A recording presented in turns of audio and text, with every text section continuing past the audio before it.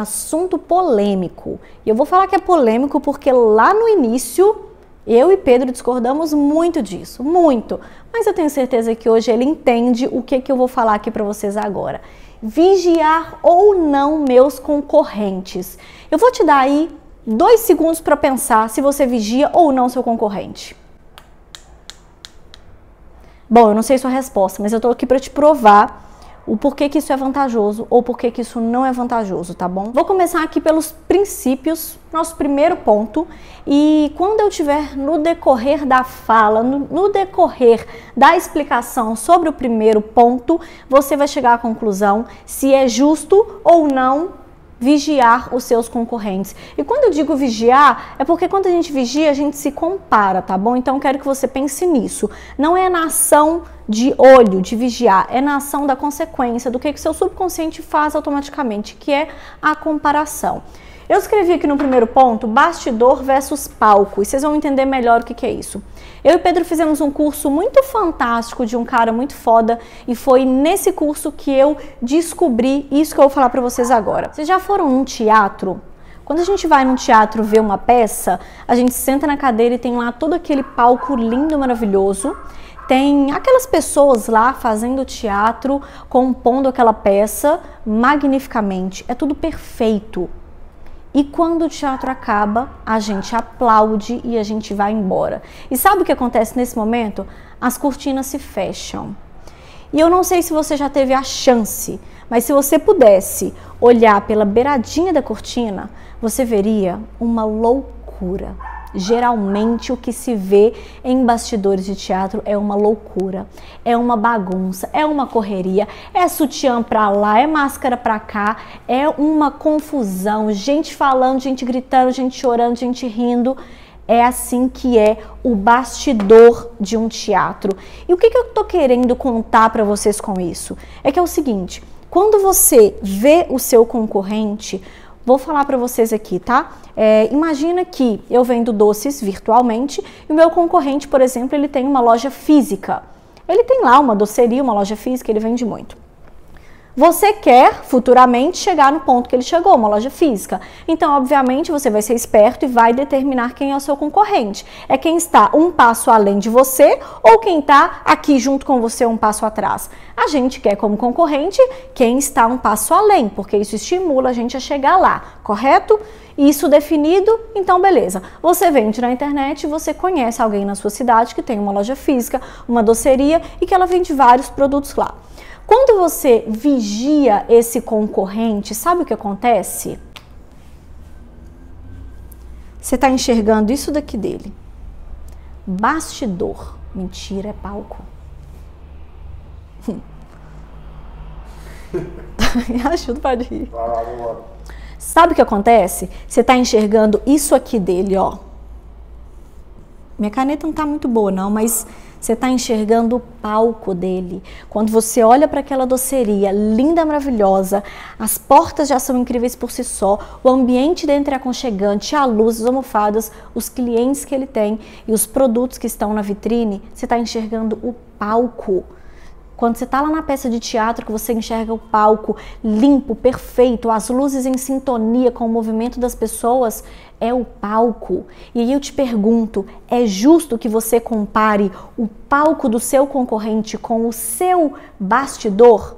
Porque o que você mais enxerga do seu negócio é o bastidor, é a produção, é a correria, é o que dá errado, muito além do que dá certo na maioria das vezes. Então eu te pergunto, é justo que você compare o palco do seu concorrente com o seu bastidor?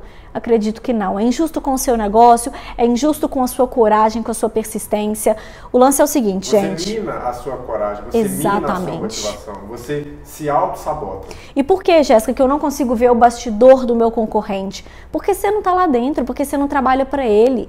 Porque você não consegue ver lá quando a cortina fecha, quando as portas fecham, antes das portas abrirem, você não sabe como é a correria, se falta ingrediente todo dia, se eles estão tomando prejuízo, se está quase falindo, se o dinheiro dinheiro não entra, se os clientes só reclamam dos produtos. Não, você desconhece, você não conhece o bastidor dele. Então, gente, vigiar ou não seus concorrentes. É injusto com você e com o seu negócio que você compare. Se vigiar para você é comparar, eu te afirmo, é injusto que você compare o palco do seu concorrente com o seu bastidor, com o seu interno, com o seu dia a dia, tá bom? Acho que ficou bem claro. Você concorda comigo, amor? Eu concordo, porque muito difícil você ver o seu próprio palco. A gente sempre tende a ver mais o que está dando errado e comparar com o que dá certo do outro. Exatamente. Mas se você não tiver maturidade suficiente, você tende a se auto-sabotar e você vai machucando, vai minando a sua coragem. E vai desanimando até fechar as portas. E o seu concorrente, que às vezes estava pior do que você,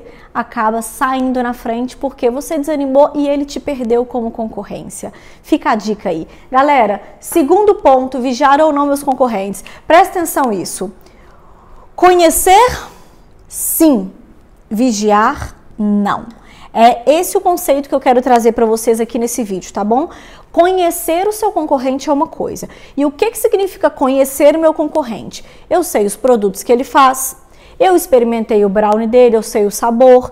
Isso te dá uma referência de o que eu posso melhorar, se eu devo melhorar, se o meu é melhor que o dele. Conhecer o seu concorrente, perfeito, faz parte do jogo. Vigiar o seu concorrente, não. E vamos lá, o que é vigiar? O que é vigiar para você, amor? É ficar bisbilhotando, ficar sempre comparando, ficar sempre fazendo tudo que ele está fazendo. Isso, todos os dias. Vigiar é diário, é diariamente. É tipo o stalkear mesmo. Exatamente. Você quer fazer tudo que ele quer fazer. E é aí que mora o perigo. Exatamente aqui, ó. Se você não tem o hábito, vigiar é um hábito, é um costume e não pode acontecer isso. Ele é seu concorrente. Quanto mais você vê, quanto maior a frequência com que você vigia, mais influência ele exerce sobre você. Pronto. E o que significa exercer influência sobre você? Você inconscientemente vai querer começar a produzir e a fazer o que ele está fazendo. Dando certo ou não, porque afinal você só enxerga aqui, ó, você acha que tá dando certo, mas você não sabe se a estratégia é ruim, se a estratégia é errada, mas você tá vigiando tanto, que a influência que ele tá exercendo em você faz você enxergar só o palco dele. Aí você começa a trazer para o seu bastidor e aí o negócio desanda. Então, fica a minha dica aqui, ó, você deve conhecer sim, mas vigiar não. Terceiro ponto, gente, por que conhecer sim? Porque te traz parâmetros. Se você é novo aí no negócio de brownie na sua cidade, mas você sabe que tem uma loja que vende brownie, que é especialista em doces no geral, ou mesmo que ela seja só em brownie também, que eu acho muito difícil, você precisa tirar um parâmetro. Por quê? Porque as pessoas na cidade já conhecem esse local. Você precisa ter um parâmetro de preço e de sabor, para você saber qual nível de qualidade você tem que atingir, que você tem que superar, ou saber que o seu produto tá ok, que tá perfeito. Então, conhecer o seu concorrente te dá parâmetros, principalmente um parâmetro de preço, porque afinal a gente já sabe que não é o parâmetro que determina o seu preço, mas é a sua precificação. É aqui no seu bastidor, quando você senta e você entende quanto % de lucro você tem naquele produto, de acordo com os insumos que você compra, de acordo com a qualidade que o seu brownie tem, por exemplo. Se você tira um parâmetro de preço do seu concorrente, o preço dele está muito baixo, de cara, se você tem a sua precificação, você já sabe. Ou ele não sabe, está tomando prejuízo, ou ele não vende com os insumos e a qualidade que ele diz vender. Ou às vezes ele nem diz vender, tá bom, gente? Então é importante que você tire parâmetros, mas muito mais do que tirar parâmetros é tirar a sua...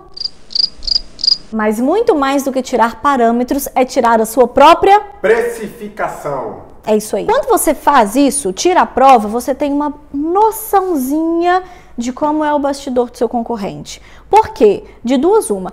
Ou ele tem um fornecedor que você ainda não conhece, que vende os produtos, os insumos de qualidade com um preço muito mais baixo, ou ele não tem a qualidade que ele está falando que tem, caso o preço dele seja muito menor ao preço que você precificou lá para poder praticar. Então fica ligado, fica de olho e não deixa que ninguém te engane. Ser autêntico. Qual é o problema da gente vigiar demais, tornar isso frequente, tornar isso um hábito? É que na hora de ser autêntico, a gente trava. Eu vou te dar um exemplo.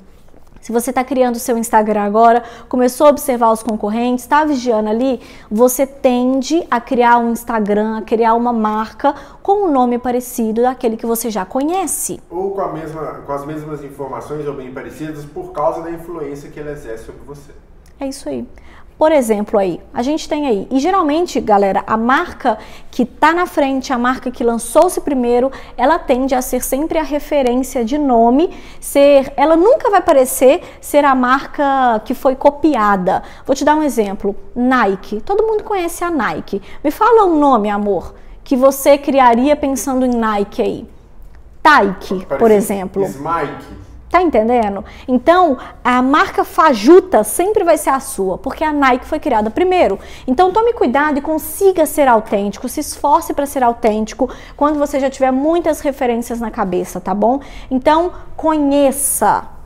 E, gente, tudo no início parece ruim, tá? Depois que as coisas vão ficando legal. Expert Brown no início parecia estranho, aí depois foi ficando legal. Pralinê parecia estranho, depois foi ficando legal. Você tem que pensar assim, ó, agora que só minha boca que tá falando parece estranho, mas quando estiver na boca de todo mundo, vai parecer legal, o negócio vai pegar, vai dar tudo certo, tá bom? Então, tenha um nome que seja claro, que seja tranquilo de ser pronunciado, apesar de que às vezes a gente vai contra tudo isso, né? Mas é porque tem um motivo, tem uma razão por trás, mas enfim, conte seus motivos, suas razões, mas o principal é o seguinte, seja autêntico, não tente copiar nome de quem já existe e já está no mercado, beleza? E autenticidade também nas receitas, né? Nos produtos. Com certeza. Tentar criar...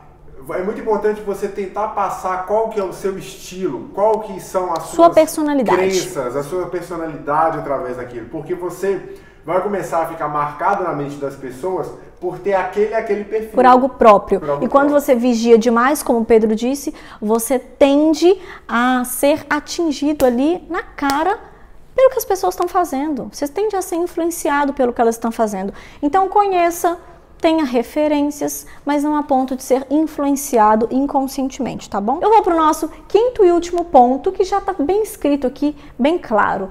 Toda boa ideia deve ser copiada. Mas, Jéssica, agora você me confundiu. Você acabou de falar um monte de coisa de não copiar, de não sei o que, não sei o que, não sei o que, e agora você fala que toda boa ideia deve ser copiada? Eu não estou falando sobre produto em si, eu estou falando sobre referências, estou falando sobre estratégias, estou falando sobre truques, sobre dicas. Estou falando sobre você entrar no Instagram, por exemplo, quando você estiver conhecendo o seu concorrente e entender o que dá certo no Instagram dele. Ah, ele tem esse tecido aqui que combina super com o brownie, com o ambiente, ele usa essa luz aqui que dá um ar.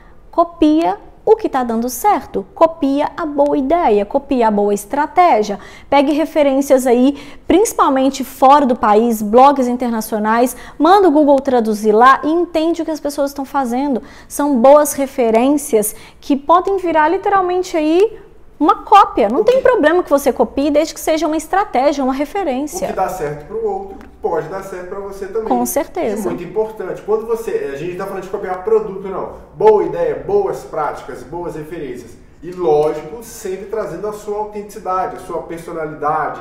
A gente já fez isso, a gente busca muitas referências, a gente vê aquela boa ideia, acha legal e a gente traz para o nosso plano e faz o quê? Traz a nossa autenticidade, traz a nossa personalidade, as nossas crenças e a gente molda aquilo. Galera, boa ideia, tá? Você não vai pegar um bastidor que você não está enxergando, uma coisa que você não tem clareza e copiar porque você acha que no seu concorrente dá certo, tá? Eu vou abrir um parêntese sobre, mas por que eu posso copiar toda boa ideia desde que não seja um produto?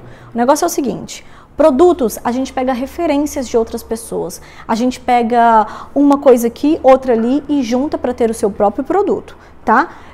Copiar, desde que você dê os créditos no final, a pessoa que você copiou, tudo bem. Mas aqui, como que é o nosso processo de criação, por exemplo? Inclusive, eu prezo muito pelo processo de criação e não por um processo de cópia, de ficar em busca de referências e copiar. As referências servem para te guiar, tá bom? Uma junção que vem a partir de muito estudo. Exatamente. Você pega muitas referências, junta com sua personalidade, com coisas que você gosta e aplica e cria-se um produto seu, beleza?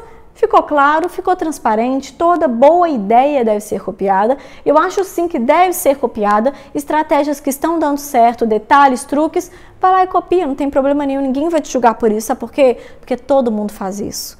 aquele cara que você acha que ele criou a ideia, geralmente ele copiou de outra pessoa. Então não se acanhe não, vai lá e faça o seu negócio dar certo. Alguma dúvida, amor? Nenhuma, tudo esclarecido. Galera, é isso aí. Espero que vocês tenham gostado. Até a próxima. Beijo.